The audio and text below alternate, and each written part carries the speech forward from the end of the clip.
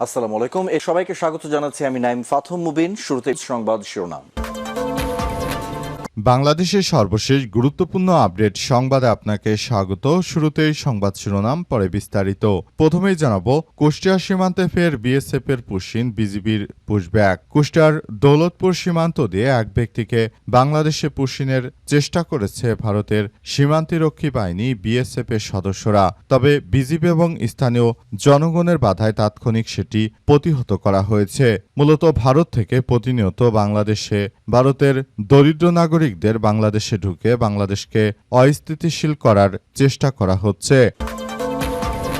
জানাব, সাক্ষীকে পলকের জেরা করতে চাওয়ার ঘটনায় যা ঘটল। জুলাই বিপ্লবে ইন্টারনেট বন্ধ করে সারা দেশে গণহত্যার ঘটনায় করা মানবতা বিরোধী অপরাধের মামলায় মৃত্যুদণ্ডপ্রাপ্ত শেখ হাসিনার ছেলে সজীব ওয়াজেদ জয়, সাবেক আইসিটি প্রতিমন্ত্রী জুনায়েদ আহমেদ পলকের বিচার চলছে আন্তর্জাতিক অপরাধ ট্রাইব্যুনালে। এ পর্যন্ত মামলায় 7 জন সাক্ষীর জবানবন্দি নেওয়া হয়েছে। এর মধ্যে আসামি পলককে নিজেই একজন শিক্ষার্থীকে জেরা করার আবেদন করেন, কিন্তু তার এই আবেদন নাকচ করে দিয়েছে আদালত। এদিকে পড়া না পারায় শিক্ষার্থীকে শাসন, 3 শিক্ষিকাকে পেটালেন অভিভাবক। পাবনার ঈশ্বরদীতে এক শিক্ষার্থীকে শাসন করার ঘটনাকে কেন্দ্র করে একটি বিদ্যালয়ের 3 শিক্ষিকাকে মারধরের অভিযোগ উঠেছে শিক্ষার্থীর অভিভাবক ও তার স্বজনদের বিরুদ্ধে। এতে 3 শিক্ষিকা আহত হয়েছে। তাদের মধ্যে গুরুতর আহত একজনকে উপজেলা স্বাস্থ্য কমপ্লেক্সে ভর্তি করা হয়েছে। উপজেলার লক্ষ্মীকুণ্ডা ইউনিয়নের চর কুরুলিয়া এলাকার সেলিম রেজা আদর্শ বিদ্যালয় নিকেতনে এমন ঘটনা ঘটে। বিদ্যালয়ের প্রধান শিক্ষিকা শামীমা নাসরিন বয়স 28, শিক্ষিকা ঝর্ণা খাতুন সাথী বয়স 25 এবং সেলিনা বেগম বয়স 50। তাদেরকে মারধর করেছে ওই শিক্ষার্থীর আত্মীয় স্বজন এবং তার পরিবারের সদস্যরা। এরপর জানাবো, টিফিন কিনতে বেরিয়ে গুলিবিদ্ধ শিক্ষার্থী, নেপথ্যে মাদক এবং আধিপত্য বিস্তার। কুমিল্লা নগরের কাটাবিল এলাকায় মাদক ব্যবসা এবং আধিপত্য বিস্তারকে কেন্দ্র করে দুই পক্ষের মধ্যে রক্তক্ষয়ী সংঘর্ষের ঘটনা ঘটেছে। এই সংঘর্ষের মাঝে পড়ে পিঠে গুলিবিদ্ধ হয়েছে ইথান আহমেদ নামের এক 6ষ্ঠ শ্রেণীর স্কুল শিক্ষার্থী। বিএনপি ক্ষমতা আসার পর থেকে এমনই চলছে সারা দেশ জুড়ে। মানুষ হত্যা, জায়গায় জায়গায় গলা কেটে হত্যাকাণ্ড, যেটা আমরা বিগত 17 বছরে না দেখলেও বর্তমান সময়ে প্রতিনিয়ত দেখছি। এবং সর্বশেষ জানাবো, ভেনেজুয়েলায় ভূমিকম্পে মৃতের সংখ্যা বেড়ে 235, আহত 4300 জন।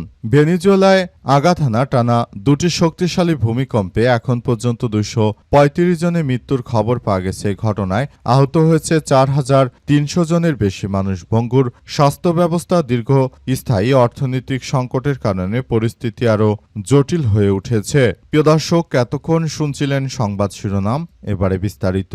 তবে তার আগে বন্ধুরা, অনুরোধ থাকবে এই সংবাদটিতে একটি লাইক দিন।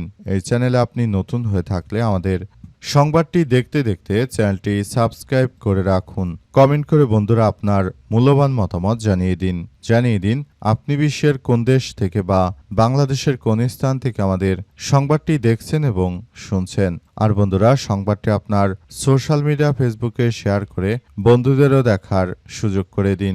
আজকের এই সংবাদ সম্পর্কে আপনার মূল্যবান মতামত কমেন্ট বক্সে কমেন্ট করে জানিয়ে দিন।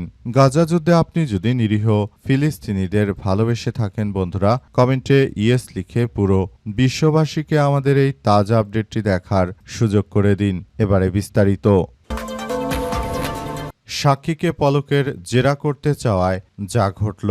জুলাই বিপ্লবে ইন্টারনেট বন্ধ করে দেশে গণহত্যার ঘটনায় করা মানবতাবিরোধী অপরাধের মামলায় মৃত্যুদণ্ডপ্রাপ্ত শেখ হাসিনা ছেলে সজীব ওয়াজেদ জয়, সাবেক আইসিটি মন্ত্রী জুনায়েদ আহমেদ পলকের বিচার চলছে আন্তর্জাতিক অপরাধ ট্রাইব্যুনালে। এ পর্যন্ত মামলায় 7 জন সাক্ষীর জবানবন্দি নেওয়া হয়েছে। এর মধ্যে আসামি পলক নিজেই একজন সাক্ষীকে জেরা করার আবেদন করে বসেন। আজ ট্রাইব্যুনালে এই ঘটনা ঘটে। এদিন মামলায় 7ম সাক্ষী হিসেবে জবানবন্দি দেওয়া কবির হোসেন মৃধার জেরার নির্ধারিত দিন ছিল। তবে পলকের আইনজীবী লিটন আহমেদ আরও কিছুদিন সময় দেওয়ার আবেদন জানিয়ে ট্রাইব্যুনালকে বলেছেন যে আইনজীবী আমিনুল গনি টিটোর মৃত্যুর পর মনসুরুল হক চৌধুরী এই মামলায় আইনজীবী হিসেবে নিয়োগ পেয়েছে, কিন্তু বিগত কারণে তিনি আসতে পারেননি। এজন্য আমরা সময় চাই, কিন্তু তার আবেদন মঞ্জুর করেনি ট্রাইব্যুনাল। পলক যে আসলে তার বিরুদ্ধে সাক্ষ্য দিচ্ছে তাদের সঙ্গে কথা বলতে চেয়েছিল যে আসলে আপনাদেরকে আমি কি ক্ষতি করেছি যে আপনারা আমার নামে এমন মামলা দিচ্ছেন, অথচ এই জুনায়েদ আহমেদ পলকের হাতে কিন্তু তৎকালীন সময় ইন্টারনেটের সমস্ত কন্ট্রোল ছিল। পলক যদি সেদিন ইন্টারনেটের কন্ট্রোল ব্যবহার করে তারপর গুম খুনের সঙ্গে তিনি যদি জড়িত না থাকতেন, তাহলে হয়তো কেউ তার বিরুদ্ধে সাক্ষ্য দিত না। তিনি মূলত যেহেতু এই কার্যক্রমগুলোর সঙ্গে সরাসরি জড়িত ছিলেন, তাই তার বিরুদ্ধে অনেকেই সাক্ষ্য দিতে শুরু করেছে। বিশেষ করে পলক, তিনি প্রতিমন্ত্রী ছিলেন আইসিটির, কিন্তু তিনি প্রভাব খাটাতেন প্রায় প্রতিটি সেক্টরে। শেখ হাসিনার ছেলে সজীব ওয়াজেদ জয়ের সঙ্গে মূল ঘনিষ্ঠতার সুযোগকে ব্যবহার করে পলকের মতো আওয়ামী লীগের নেতারা তারা মূলত তিনি তার ক্ষমতার বাইরে গিয়ে প্রভাব খাটাতেন। এ কারণেই আজ পলকের বিরুদ্ধে এভাবে সাক্ষ্য দিচ্ছে সাধারণ মানুষ। যারাই পলকের কাছে নানাভাবে অত্যাচারিত হয়েছে তারা সবাই মূলত এই ধরনের কার্যক্রমের সঙ্গে যুক্ত রয়েছে। সুতরাং পলক এখন চাইলেও তিনি জেলখানা থেকে বেরিয়ে আসার মতো কোনো পদক্ষেপের মধ্যে আসলে থাকতে পারছেন না, কারণ এখন তিনি যে বেরিয়ে আসবেন তার বেরিয়ে আসার মতো কোনো পরিস্থিতি এই মুহূর্তে নেই। এটি আসলে অন্য লেভেলে চলে গেছে বলে ধারণা করা হচ্ছে। টিফিন কিনতে বেরিয়ে গুলিবিদ্ধ শিক্ষার্থী, নেপথ্যে মাদক এবং আধিপত্য বিস্তার। কুমিল্লার নগরীর কাটাবিল এলাকায় মাদক ব্যবসা এবং আধিপত্য বিস্তারকে কেন্দ্র করে দুই পক্ষের মধ্যে রক্তক্ষয়ী সংঘর্ষের ঘটনা ঘটেছে। এই সংঘর্ষের মাঝে পড়ে পিঠে গুলিবিদ্ধ হয়েছে ইথান আহমেদ নামের ষষ্ঠ শ্রেণীর এক শিক্ষার্থী। টিফিনের বিরতিতে বন্ধুদের সাথে বিদ্যালয়ের বাইরে খাবার কিনতে বের হয় সে। এই দুর্ঘটনার শিকার হয়। রক্তাক্ত অবস্থায় তাকে উদ্ধার করে প্রথমে স্থানীয় হাসপাতালে নেওয়া হলে পরে উন্নত চিকিৎসার জন্য জরুরি ভিত্তিতে ঢাকায় পাঠানো হয়েছে। গুলিবিদ্ধ ইথান কাটাবিল এলাকার বাসিন্দা ইউসুফ মিয়ার ছেলে। চিকিৎসক ও হাসপাতাল সূত্র থেকে জানা গেছে যে কুমিল্লা মেডিকেল কলেজ হাসপাতালে প্রাথমিক চিকিৎসা দেওয়ার পর বেলা 2:30টার দিকে ইথানকে ঢাকা মেডিকেল কলেজ হাসপাতালে পাঠানো হয়েছে। এই ঘটনায় ওই এলাকায় থমথমে অবস্থা বিরাজ করছে। যারা পুলিশের সদস্য রয়েছেন ইতিমধ্যে তাদের বিরুদ্ধে মাঠে নেমেছে ওই এলাকার এমপি মনিরুল চৌধুরী জানিয়েছেন যে পুলিশের ওসিকে বলেছেন যে আপনি এলাকার ওসি, আপনি থাকতে এলাকায় এভাবে স্কুলের ছাত্র গুলিবিদ্ধ হবে মাদক কারবারিদের কারণে সেটি আসলে আমরা কোনোভাবেই গ্রহণযোগ্য হতে দেব না। আপনি এখন আর এই এলাকায় চাকরি করার যোগ্য নয়, এই বলে তাকে ওই এলাকা ছাড়া করেছে। এই ঘটনার পর এমনিতেই পুরো এলাকার পরিস্থিতি থমথমে অবস্থা বিরাজ করেছে। এমন একটি দুর্ঘটনা বাংলাদেশের জন্য সত্যি অনাকাঙ্ক্ষিত এক ঘটনায় পরিণত হয়েছে। দেশজুড়ে বিএনপি সরকার ক্ষমতা আসার পরই এমন কার্যক্রম চলমান রয়েছে। দেশে প্রায় প্রতিটি জায়গায় হত্যা, ধর্ষণ, অরাজকতা সহ এমন কোনো অপরাধ নেই যেটা আসলে বর্তমান সময় না হচ্ছে। এটি বিএনপির সময় এক বাস্তবতায় পরিণত হয়েছে। বর্তমান সময়ে বিএনপি ক্ষমতা আসার পর থেকে এভাবে এই কার্যক্রমগুলো আসলে চলছে। এতে বিএনপি কিন্তু এখন পর্যন্ত তারা কোনো কিছুই আসলে করতে পারছে না। এবার কুষ্টিয়া সীমান্তে ফের বিএসএফ এর পুশিন, বিজিবির বাধা। কুষ্টিয়ার দৌলতপুর সীমান্ত দিয়ে আরও এক ব্যক্তিকে বাংলাদেশে পুশিনের চেষ্টা করেছে ভারতের সীমান্তরক্ষী বাহিনী বিএসএফ। তবে বিজিবি এবং স্থানীয় জনগণের তাৎক্ষণিক প্রতিরোধের মুখে সেই চেষ্টা ব্যর্থ হয়ে গেছে। এরপরে কয়েক ঘন্টা পর ওই ব্যক্তিকে পুনরায় ভারতের ভূখণ্ডে ফেরত পাঠানো হয়েছে বলে জানিয়েছে বিজিবি।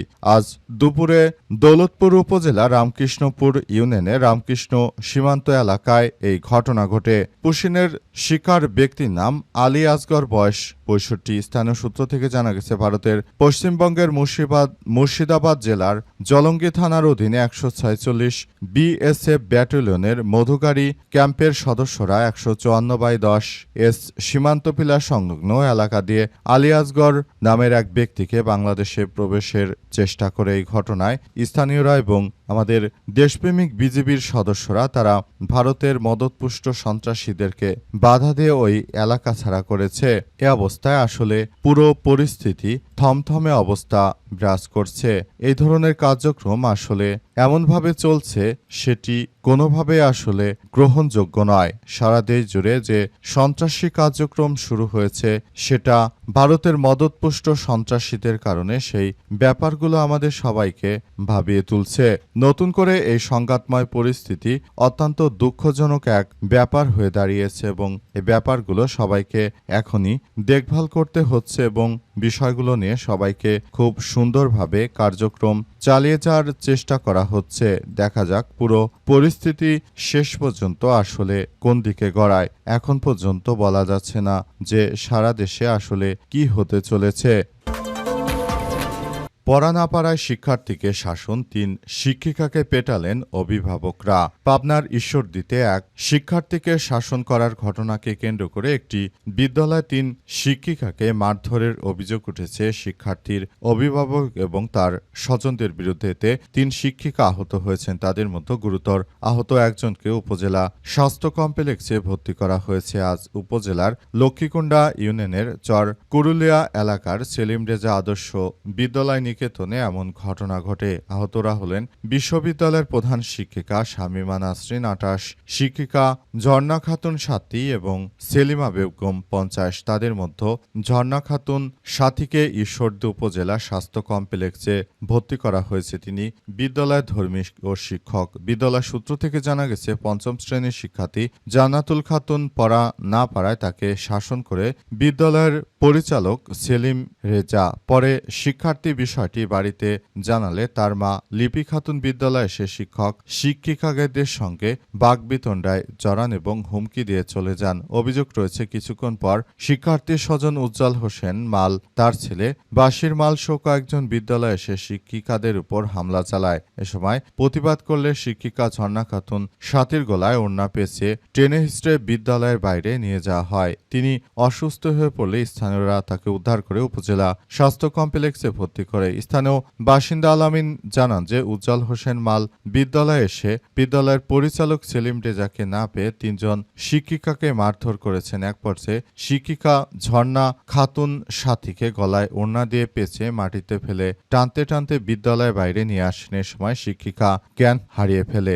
অবস্থায় ওই শিক্ষিকাকে এলাকাবাসী উদ্ধার করে তারপর তাকে কাছাকাছি উপজেলা স্বাস্থ্য কমপ্লেক্সে ভর্তি করা হয়েছে। বর্তমানে তার শারীরিক অবস্থা খুবই খারাপ। এভাবে যদি সাধারণ নাগরিক যারা রয়েছে তারা যদি এভাবে বিদ্যালয়ের শিক্ষক শিক্ষিকাদের উপর হামলা চালায় তাহলে বিদ্যালয়ের শিক্ষিকারা তারা মূলত কিভাবে ক্লাস নেবে, কিভাবে শিক্ষার্থীদের পড়াবে, এমন প্রশ্ন তুলেছেন তারা। তবে এই ঘটনায় কেউ আসলে সদুত্তর দিতে পারেনি। এটি এমন একটি ঘটনা যা পুরো বাংলাদেশকে আসলে নড়িয়ে দিয়েছে। এমন কোনো ঘটনা দেশে আর না ঘটুক সেই প্রত্যাশা গুণীজনদের। তবে যারা বিদ্যালয়ের শিক্ষিকাদের উপর হাত তুলেছে তাদের অবশ্যই আইনের আওতায় এনে তারপর তাদেরকে শাস্তির আওতায় নিয়ে আসা উচিত। কিন্তু বিষয়টি আসলে কি হবে সেটি এখন পর্যন্ত বলা যাচ্ছে না।